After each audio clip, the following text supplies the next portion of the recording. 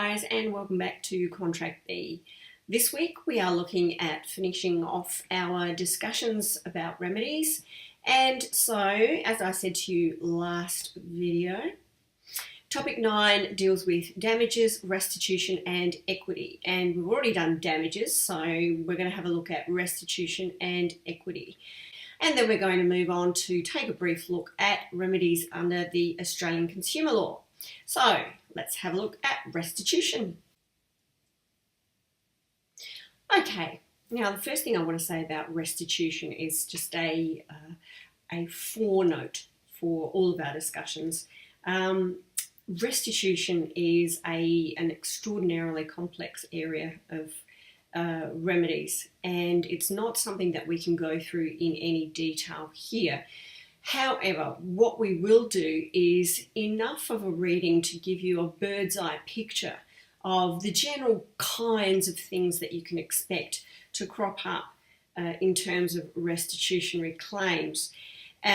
Restitution has had an inordinate amount of historical development, and it's something that PhDs are written on.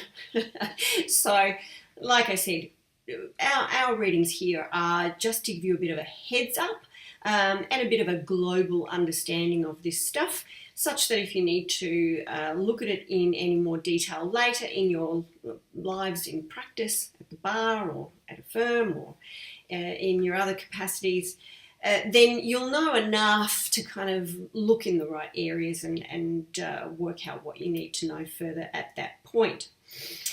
Okay, the first thing about restitution is that you need to get your head around the differences between the foundation of a restitutionary claim and the focus of a restitutionary claim, and the foundation and focus of claiming something like damages at common law.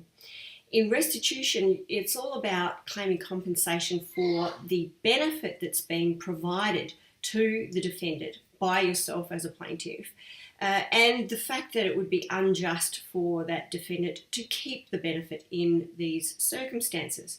So the focus is not on your loss, quantifying your loss, as it is in damages, where you have to go through, the whole issues of causation and remoteness. You have to show that you've mitigated your loss. You have to wind up with a nice quantifiable amount of your loss that the court can give you as damages. Here, what we are doing is we are looking at the nature of what the defendant has received from the plaintiff. So we are looking at quantifying the defendant's benefit that they've got. So you need to bear that in mind firstly. The second thing is you don't just make a claim in restitution, okay? It's not a fuzzy, general kind of claim that you can tack on to the end of your application or your writ. It is, commentators call it a unifying legal concept. So it's the kind of legal principle that is used or implemented by judges in the course of their decision making to justify the award of compensation in some fairly specific and limited circumstances. And this is what I mean when I say it's not just a fuzzy idea here. Okay, so the circumstances in which it will be unjust or against conscience for a defendant to keep a benefit have been fairly well defined. The definitions that most people cite are those in the Fibrosa and Fairbairn case. And there, they said you really need to allege a specific unjust ground, and it will be something like the contract was concluded under a mistake, or the contract's void, it's ineffective, or the work done was done in anticipation of a contract being formed. Now, the text goes on to discuss pretty much all of those.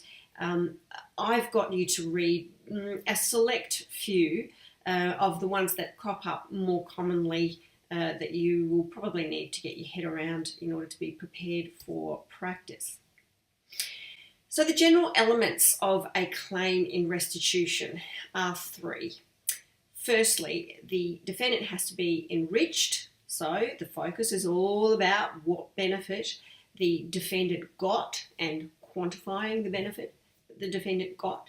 Secondly, the enrichment has to be at the plaintiff's expense. So obviously, if you're seeking to get compensation in relation to the benefit that the defendant received, then you're going to have to show that they got that from you, and that's why you need to get the compensation. Thirdly, the enrichment has to be unjustified. Okay, so this is where equity's jurisdiction is enlivened. Okay, it's that smell of unconscionability or unconscientiousness. So looking first at the issue of enrichment. So there's a few different ways that a defendant might be enriched by what they've got from the plaintiff. First and foremost, money. Obviously, if money moves from the plaintiff to the defendant, they've received a benefit, fairly incontrovertible there. Services can be the subject of greater argument. However, there's fairly defined areas that the law recognises where the defendant won't be able to argue too much about the value of what they've been provided with so far as services are concerned. Firstly, where the defendant themselves have actually requested the services, then the law is going to presume that they've received the benefit that they have requested. The text gives this nice example of, the windscreen washers that come at you when you're in your vehicle and stopped at traffic lights. They wash your windscreen, then demand money. Is that the kind of thing that you would need to pay for? The answer is no, because you certainly didn't request those services in the first place. The second area where the court's going to hold the defendant to compensate for the value of the benefit they've received is where the defendant has freely accepted the benefit of the services. Now, the text kind of gets a little bogged down in the debate that has been going on in the courts as to whether the free acceptance doctrine is good law still. I think it's just one of those arguments you'd probably throw into the mix if you were acting for a plaintiff and trying to argue that the defendant should be able to compensate the plaintiff for whatever they've received. The case that the text goes through is the Brenner case, and that case involved an argument between Darryl Braithwaite's managers and Braithwaite himself. There'll probably be quite a few of you that don't even know who Darryl Braithwaite is. And in the 90s, he was fairly big in the Australian music scene. He was kind of like the other John Farnham, I guess.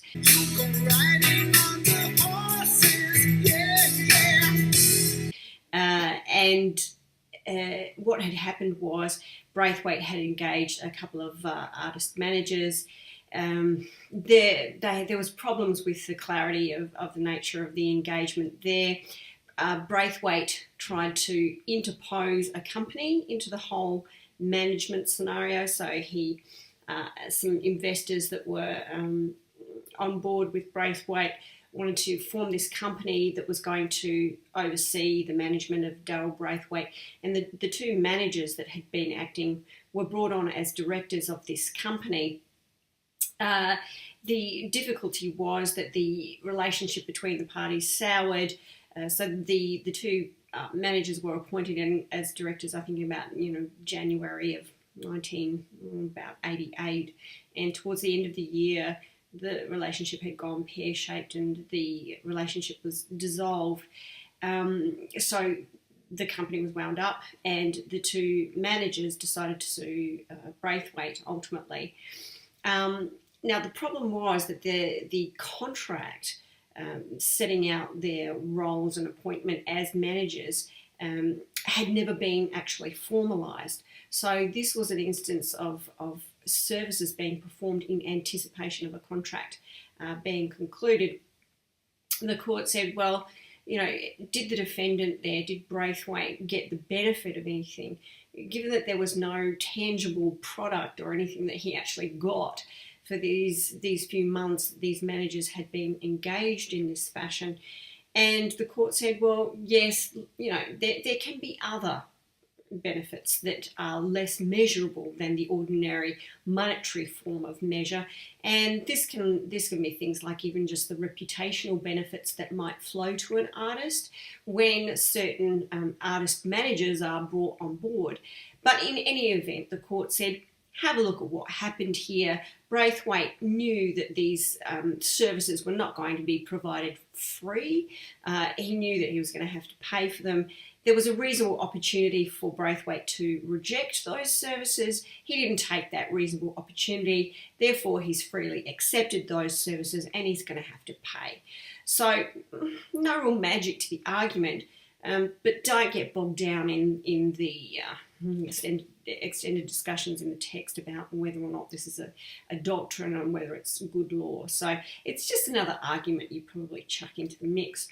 The third time where a defendant will be less likely to be successful in rejecting the benefit of services is where they've gotten an incontrovertible benefit. And this is where, as a plaintiff, you can show that ultimately the defendant's net worth has been positively impacted, or they've been able to make some kind of saving. Now, if that's the case, they've got a benefit just as much as receiving money, and they're going to have to compensate in terms of a restitutionary claim that's made. In relation to goods, you need to kind of pick apart the circumstances in which you want to make your claim of unjust enrichment under the rubric of a restitutionary claim. If what has happened factually is that goods have been requested and then delivered and then accepted by the purchaser, what you're going to have is not a restitutionary claim at all. You're going to have a claim in contract for the price, okay? So you're going to have to sue for that breach in failure to pay. You're going to have to claim the contract price.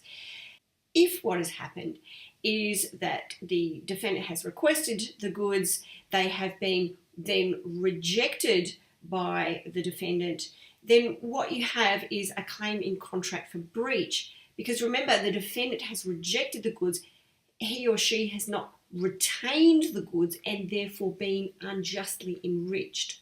Okay, so what you had really is a breach of contract for which you're going to have to claim damages. The only real way that you can claim restitution-wise in relation to goods is where the defendant has actually retained the goods that have been delivered by the plaintiff seller, knowing that those goods are not free. Okay, a little bit analogous to the Darryl Braithwaite kind of scenario. If you know that you've been given this stuff and you're going to be expected to pay, then ultimately restitution-wise you're going to have to pay.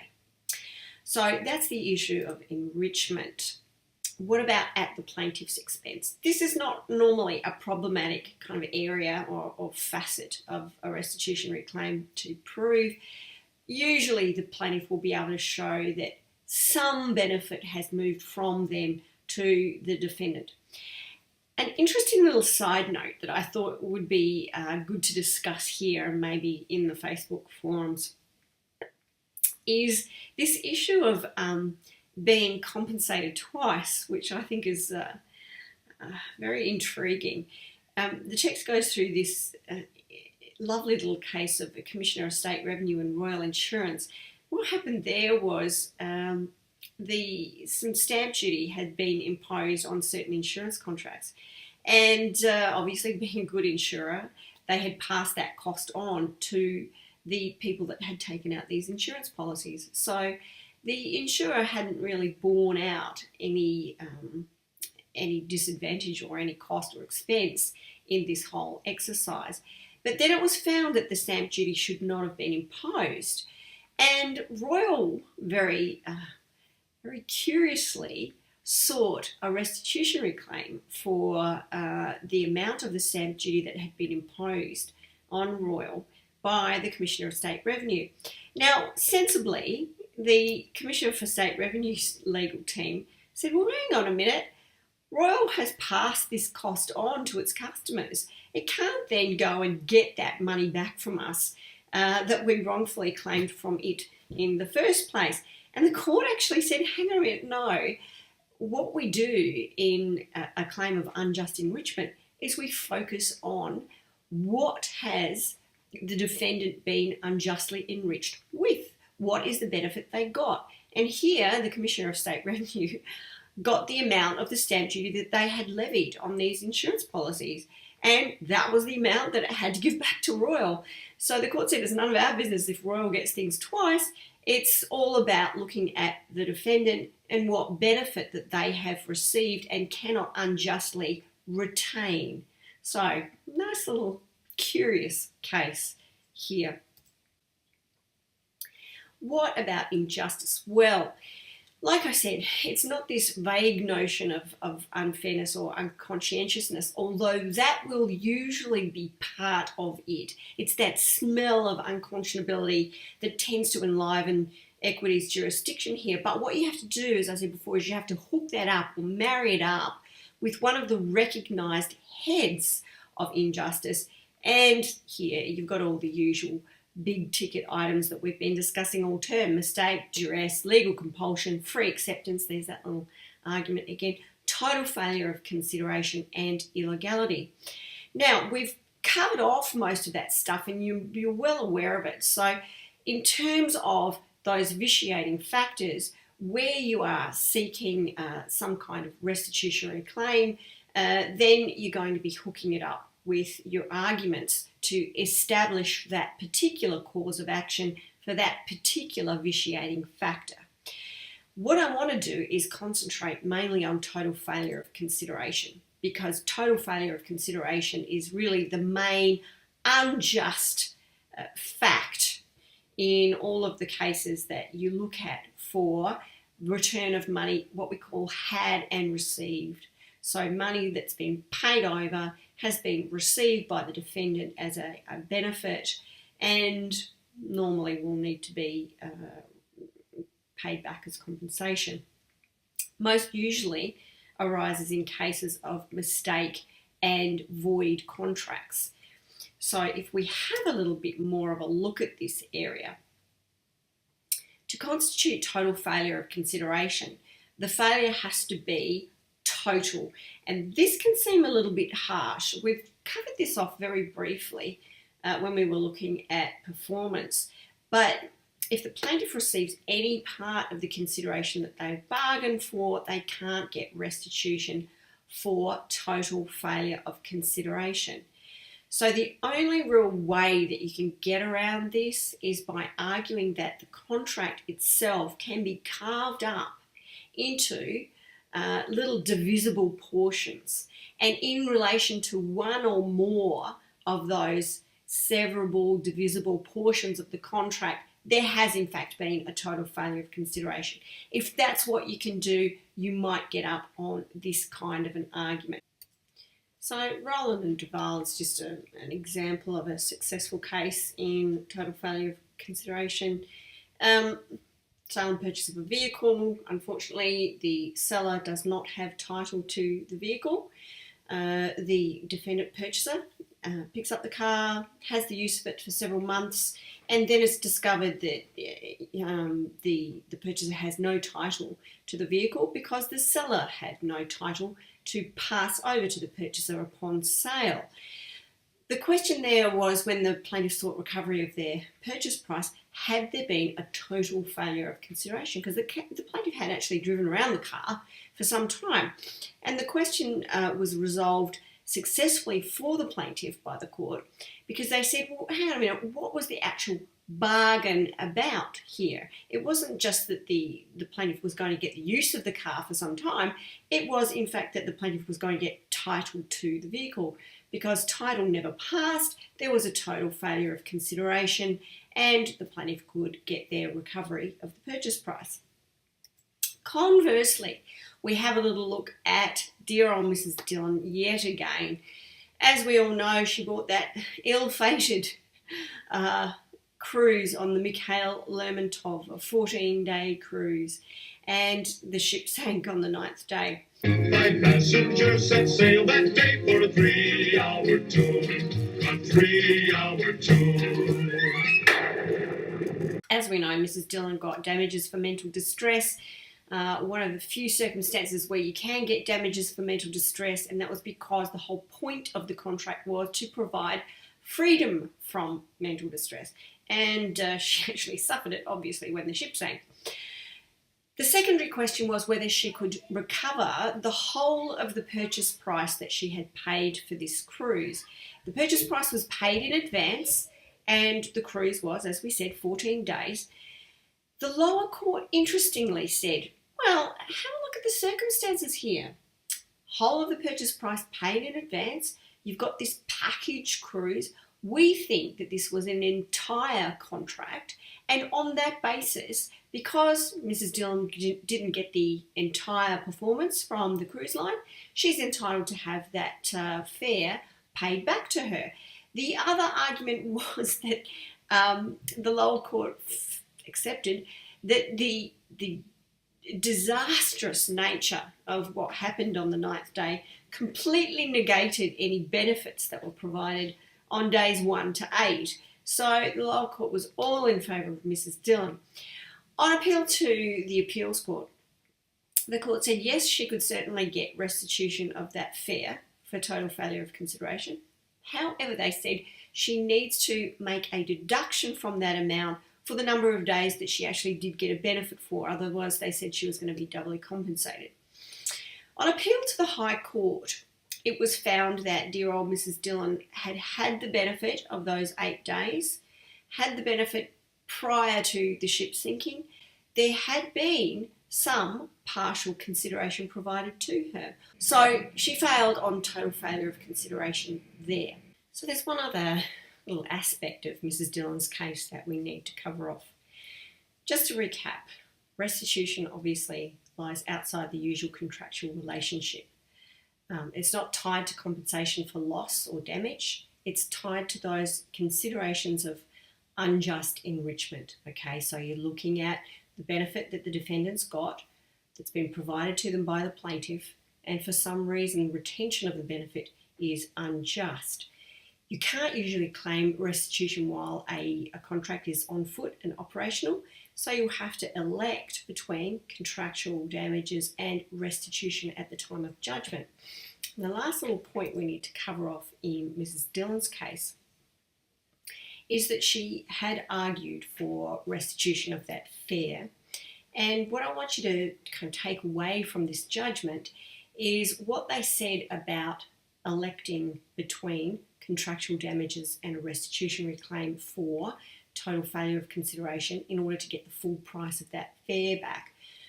What they said was, essentially, in getting damages for her mental distress, she got full compensation for non-performance by the cruise line of their contractual promise. She couldn't turn around after having sued on the contract to get those damages for mental distress. She couldn't then turn around and ask for the actual price of that contract to be refunded as well. Because what the court says is, well, really, what would happen in that circumstance would be a double kind of compensation. The plaintiff would get the equivalent of performance, that was her damages that she got for her mental distress, and she would have got that without having to bear the expense of getting that promise in the first place. So the court wasn't prepared to let her have a second bite at the cherry, and she was left with her damages for mental distress. So that is the rather memorable case of Baltic Shipping and Dillon. The last little piece of the puzzle so far as restitutionary claims are concerned is the issue of defences. And these are pretty much down to two. Firstly, where the benefits are part of a valid gift or benefit given in the course of an obligation at law or in equity or under statute. And here we have the main contender being deposits. So if you've entered into a contract, you've paid a deposit, for example, a land sale contract, you've paid your deposit, the land sale contract doesn't eventuate. Unfortunately, whilst you are able to recover your purchase price if you have paid it, or instalments of the purchase price if you've paid them, under a restitutionary claim, unfortunately, the deposit was by way of a promise of fidelity that that contract would be duly completed, and it will not be refundable. It's the nature of a deposit. So you won't be able to claim deposits. It will be a good defence if someone does so. The other main one is an argument of change of position. And here I guess you'll hear some hallmarks of estoppel language. But if what the claimant is asking for is returning some of their money, and the defendant can say to the court's satisfaction that they've acted to their detriment after they have received that money on the faith of receiving that money, so now it's inequitable for that money to be returned, you might well find that the benefit that the defendant has received can be retained or kept by the defendant. Good defence to a claim for compensation in restitution. Here we have the rather interesting case of Lipkin-Gorman. And in this case, we had a naughty officer of the legal firm of Lipkin-Gorman. Obviously had a bit of a gambling problem, misappropriated around £300,000 from the firm of Lipkin-Gorman. Case used that money plus about another £200,000 of his own to gamble away over £500,000 worth with a particular club. Now, when Case was using this money to gamble at the club, he won around £378,000 himself, so pocketed some earnings. However, the club also made some earnings as well. They gained at least £150,000 from Case's losing bets, so where the house gets to keep the money. Lipkin-Gorman obviously found out about this misappropriation, and they sued the club in a restitutionary claim for the club's gain that it had made from Case's naughty gambling. Now, the club said here, no, we shouldn't be required to return the monies that were involved because they had changed their position in paying Case on the winning bets. So, they should be able to retain whatever they've kept. The court has this nice little comparison with the argument of being restrained in estoppel from doing something, from resigning on a promise, and the defence of change of position. And they said in relation to estoppel, really, it's more of an all or nothing affair. Either the defendant is held to their promise and they can't resign from their promise, and it's an all or nothing thing. But in terms of change of position, where the defendant has acted in reliance on the faith of receiving this benefit and they've changed their position, this kind of argument operates pro tanto, that is, only to the extent of the benefit actually retained. And yes, obviously the club had taken a risk when it took Case's bets that they would have to pay some of that back to him if he won a bet. But there was still a significant amount of money that the club had actually pocketed from Case's losing bets.